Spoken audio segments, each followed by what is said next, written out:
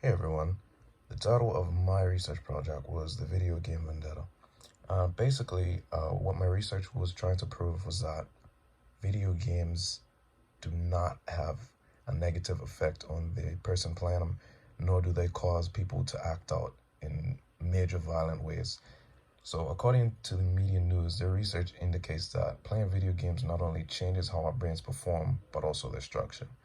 And this issue was compelling because I play video games, and I'm pretty sure most of you either play or have played your video games or have someone who lives in your household that is an active participator in video games.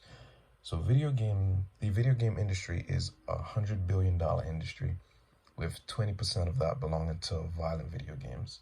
Uh, the most popular games are like Call of Duty or Modern Warfare or Grand Theft Auto. Those are like the top violent video games. So what my research was trying to prove was that video games such as these, although are violent and may have an effect on the brain, they don't really cause someone to act out more violently than they already had. So my major questions were, are video games detrimental or beneficial to someone's mental health? What effects do they have if they're not detrimental or beneficial?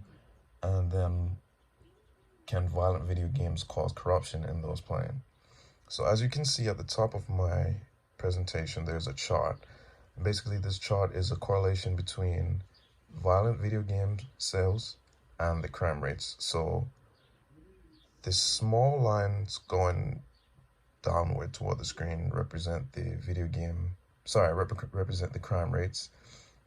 And you can see that there's a decline in the crime rates, and this spans the years 1998 up until 2015, so it was an 18-year time span. And you can see that as the video game sales rise, the crime rates decline. So that was a very interesting thing that I found. I also found that the media tends to blame school shootings and a lot of violent crimes on video games. And so I had to debunk that myth as well. And out of the 100 most violent school shootings, only 12% of those school shooters were interested in playing video games. And out of those 12% that were interested in playing video games, none of them were related to the school shooting. So none of the video games caused any of them to want to be school shooters. And so my subclaims were that video games, although they may be violent, they serve only as an outlet to release violence and violent tendency. And there are a few records where violent acts are caused by violent video games. Study shows that the video games release real-world tension instead of adding an effect to want to do more violent crimes or to want to act out violently.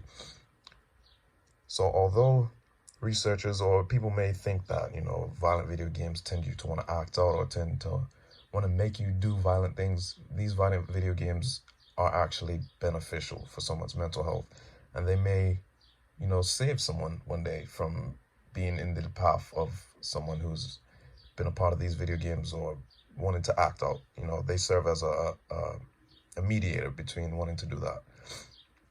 So in conclusion, video games remain a favorite pastime worldwide, and although video games have no definite negative behavioral effects, they should be played in careful moderation. Too much of something can always turn into a possibly bad thing.